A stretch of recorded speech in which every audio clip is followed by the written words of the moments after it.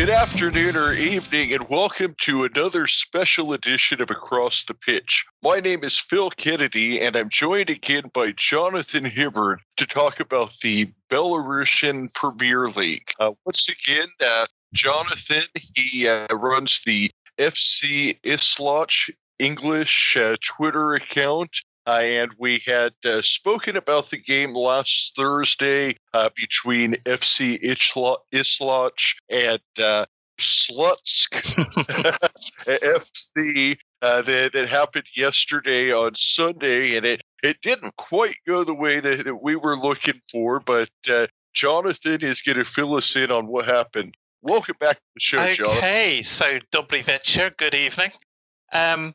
And I mean, I'm personally very disappointed, but it probably was. It was 3-2 in the end to Slutsk, and it probably was the game of the round in the end.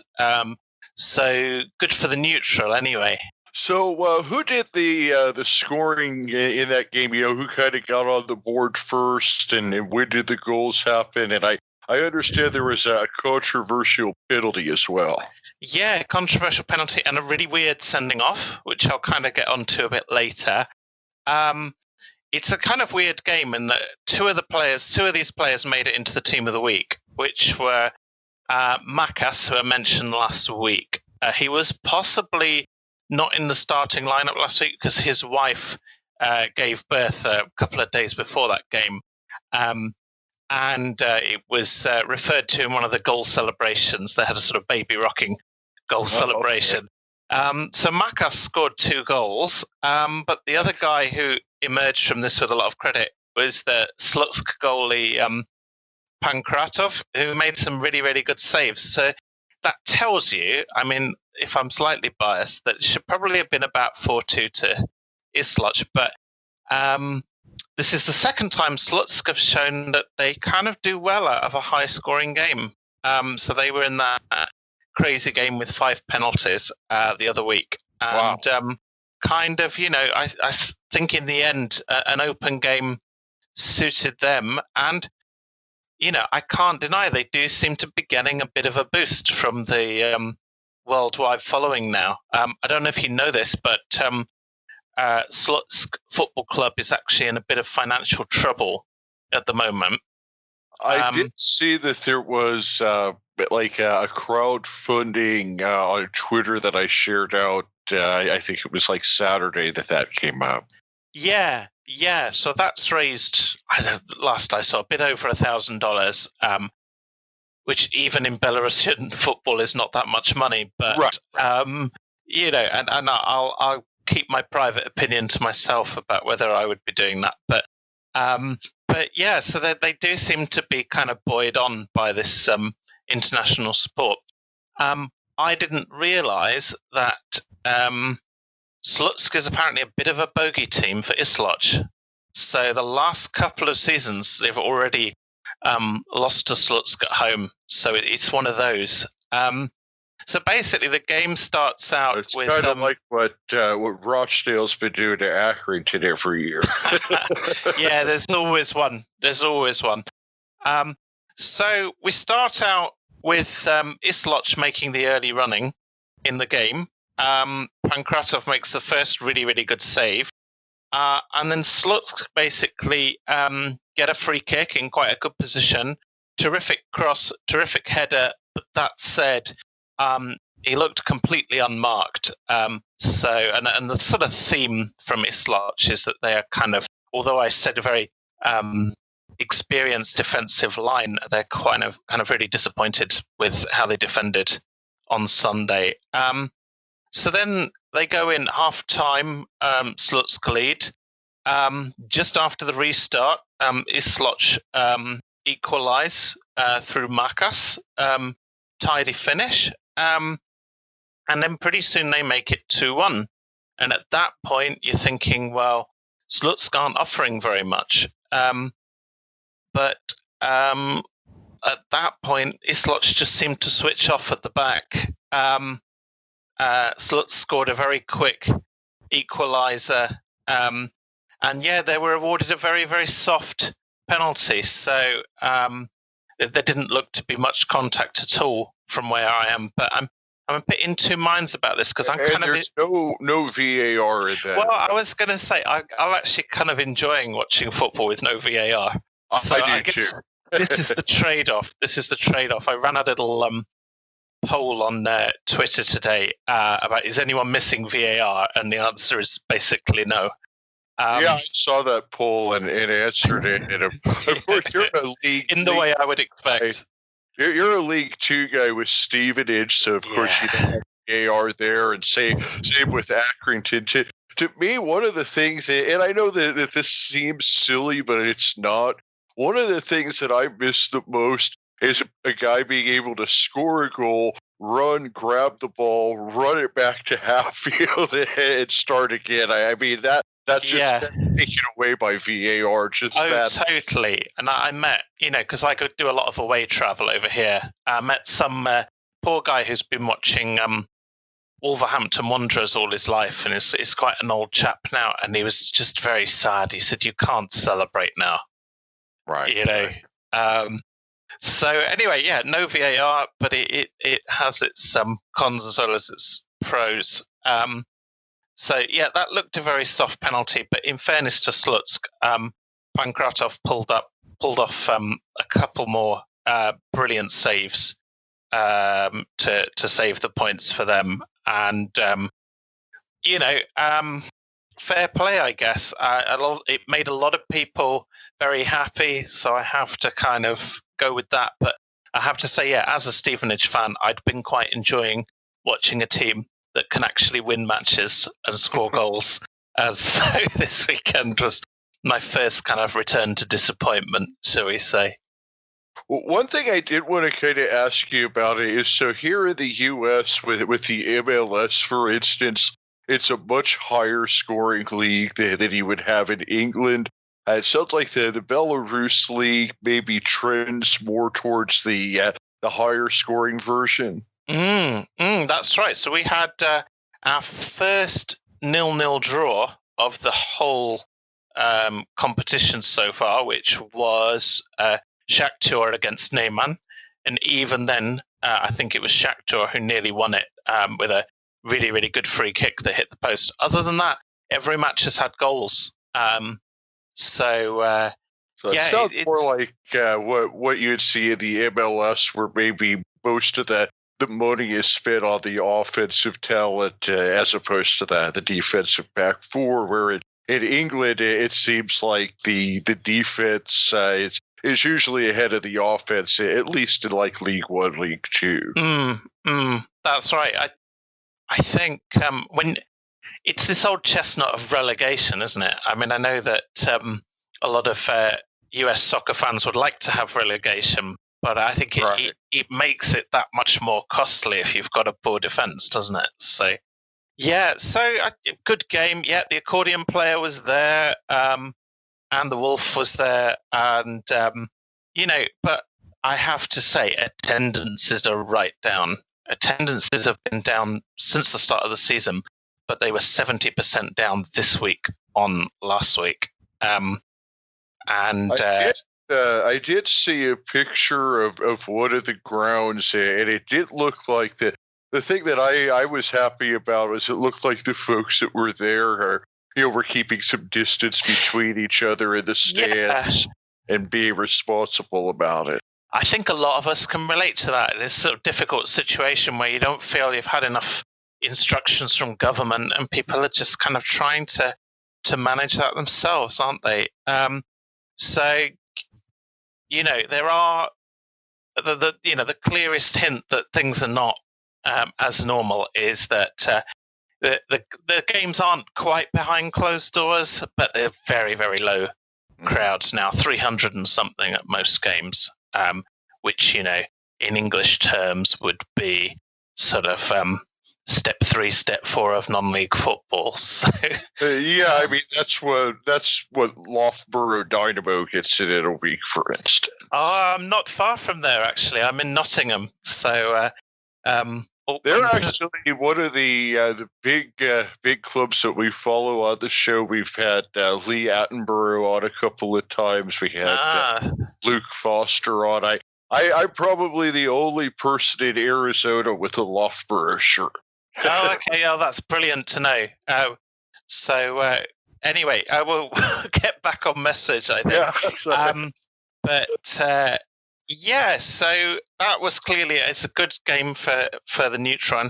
I'd have to say most teams, it seems a very open league at the moment. So all those big teams that I said hadn't been winning, most of them did. So Bate won a game. Dynamo Minsk got the kind of 2-0 home win that Dynamo Kiev used to get when I used to watch them kind of get 2-0 up and then take the foot off the gas, rather. But then you had Dynamo Brest slipping up and losing 2-1 at home to Slavia Mozir. I don't know if you saw that there was a single away supporter of Slavia Mozir who was saluted I did not see that. At the end of that game. But that was, in terms of upsets, that was probably the biggest of the weekend. Dynamo Brest, that would be the team that Isloch is scheduled to play on Sunday if Week 4 happens, correct? That's right, and they're the current champions, one of the biggest spending clubs. They've got Milevsky. By the way, it's Milevsky who has said in an interview that supposedly the decision's going to be made on Tuesday about whether they carry on. We're still hearing about lots of other sport getting cancelled there, apart from the football. So what's going on with the hockey? Did they finish that? They did finish the hockey. So it was Yunost Minsk against the hockey arm of Shakhtar, and Yunost came out on top. In the end, they didn't need to play all 7. So that the hockey's done. So what I'm hearing is that it's similar to in England how you may have a football and a rugby club together, like a Wigan, for instance. In Belarus, it sounds like a football and a hockey club might be the same. There are 1 or 2 cases where that's true. I don't know how many actually offhand. But what struck me about kind of looking, because I've started to look more through the history of the league and stuff. And when you look on Wikipedia, it kind of has the list of current top division clubs. Then it has a list of ones that used to be in it but are in lower divisions now. And then a list almost as big as the list of clubs that are in it of teams which have disappeared. So the turnover of teams, I mean, the current league leaders, who I'll get on to talk about a little bit, who are, of course, Energetic, they have had, as many name changes as you want. So there's a sense in which, there's 3 or 4 big established clubs, and otherwise club identities and things have been quite fluid in some cases. At one point when we were researching the Thai league, we noticed that even some of the larger clubs had maybe changed names 3 or 4 times in the past 20 years. Is that what you're seeing in Belarus also? Yeah, totally. And sometimes teams take the names as sponsors and that kind of thing. So, yes, it actually gets quite hard to follow if you look back enough in history. You're not sure if you're talking about the same team or not, Sounds exactly like what I saw with the Thai league. Is it's like you were saying, even the league champion may have had 3 different sponsors and changed the team name 3 different times because of it. Yeah. So what else? Tell us a bit about the table. I know you've gone into a little bit, but maybe just run through the top half of the table real quick. Oh, I haven't got it up, but basically Energetic are top. Slutsk have somehow got their way into second. I did say that I wanted to talk a bit more about Energetic, and there was some really interesting stuff about them, about, although they're called the students and things, that could be a bit misleading. You've got a mental image of a sort of a college soccer team, topping the MLS or something. That's not exactly what it is. I think more would be like a situation where I forget what country it is. I want to say maybe it's from the Netherlands. Has that team Young Boys, and it goes back to like the 18.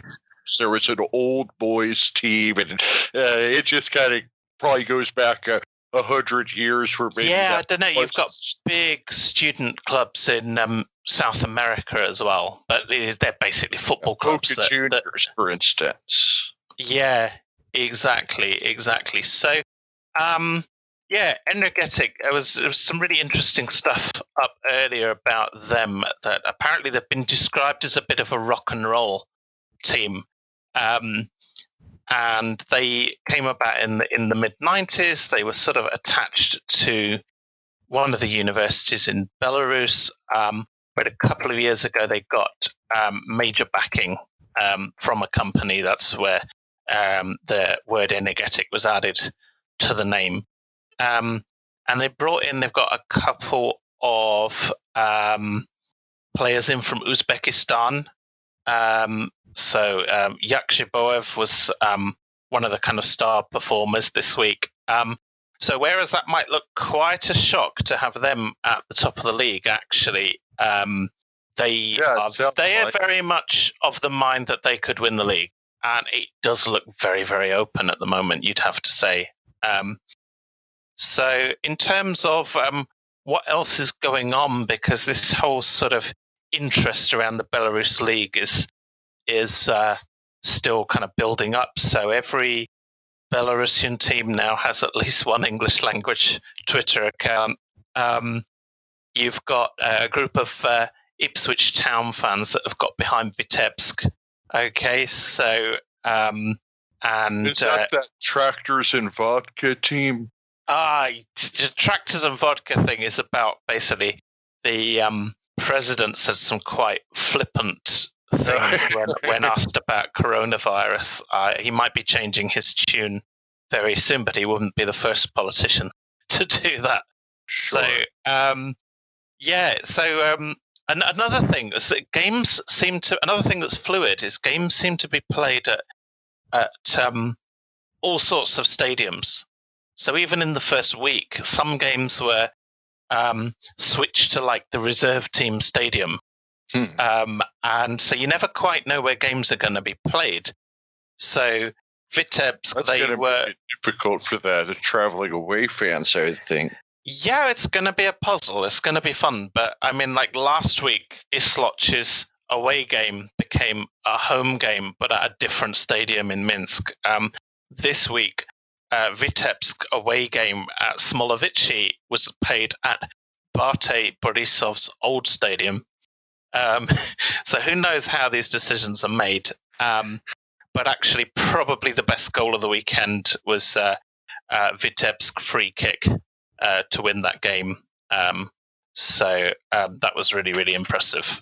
I'll have to post that one up on our Twitter and maybe get a couple of the highlights out there. I think I did post up an updated table on Twitter yesterday. So before we wrap up here, the kind of last question, I guess, is going to be you already made an announcement, or you already said that you think they're going to make an announcement tomorrow, but it's rumors. Who knows? But yeah, I just, you know what it's like when this thing kind of intensifies. I think, a week becomes a month, and what looks unlikely in 5 days' time can start to look very likely. So we'll see the way things go, I think. But nothing would surprise me. Well, let's do this then. Let's plan on getting together again next Thursday, or excuse me, this Thursday, 3 days from now. Preview the Isloch versus Dynamo Brest game, assuming that does go forward. Yeah. So have you got the fixtures up actually? I don't have all of them up. I can pull them up here. Slutsk are first on Friday, which will please the Australian fans because it's quite an early one. Okay, here we go. We've got, like you said, it's Slutsk versus Vitebsk, yeah. Vitebsk, and that's the first one. And then it looks like the second one is the Energetic versus Torpedo.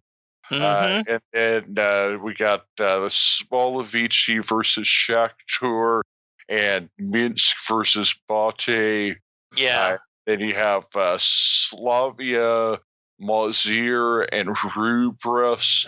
And then, you're doing a great job. The late games are Neiman versus Belarusian, and then the Dynamo Brest versus Isloch. Yeah. So I think, and they've put a game on Monday now, actually. So Slavia against Brest is on for Monday. There are also cup games midweek. We're not involved in that. So I think that looks a really, really tough game for Isloch away to Dynamo Brest. I'd be surprised if they get anything. So I would say that the pick of the weekend will probably be FC Minsk at home to Bate. So Minsk will want to get back to winning ways, and Bate are going to want to get firing. It was rather a shame. One of the best goals of the weekend would have been Bate's second goal that was disallowed. It was actually a really good hit. So it's just one of those things. Before we go, the strange sending off. Yes. The guy, the Slutsk guy, who got sent off for a second yellow. His first yellow was for kicking the ball away, and his second yellow was for taking too long to leave the pitch. So that's a new one for me. So assuming we carry on, plenty more wackiness to come, I think. Yeah, excellent, and I'm hoping that we do carry on, assuming that's a safe decision to make. Of course, the safety and health of everyone is certainly the number one concern. But if we do play football here this weekend, then I will be looking forward to talking to you about it here on Thursday. Absolutely.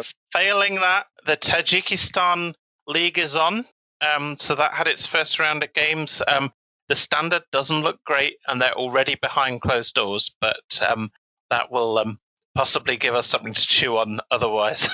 Yeah, and then if not, like I said, we definitely want to get you on the show again here soon, Ted, to talk about Stevenage and some English football. Even if it's before games get going again, maybe we can do like a team profile on Stevenage with you or something like that.